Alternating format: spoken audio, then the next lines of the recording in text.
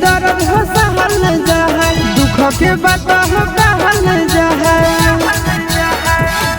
हम तो जिए न पाइबै मलबा बिनु महर जाइबै, अपन प्यार खातिर हाथ से गुजार जाइबै।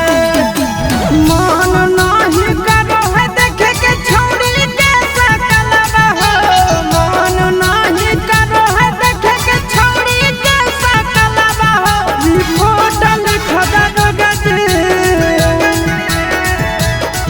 रिपोर्ट लिख दो गजे धोखा दे दिल कोई मलबा हो। रिपोर्ट लिख दो गजे धोखा दे दिल कोई मलबा हो।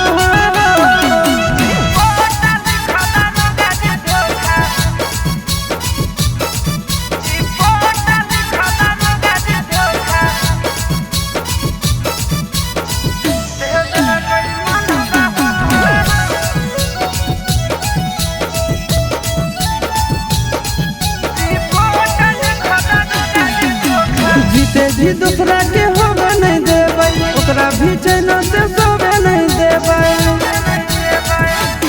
छौड़ी क्रिया खाके बेवफाई काल गेलै, हमर जिंदगी बर्बाद करके चल गेलै।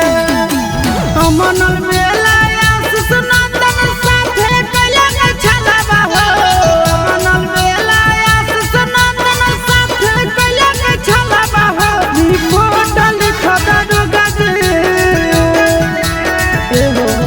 रिपोर्ट लिख दो गजे धोखा दे दिल कई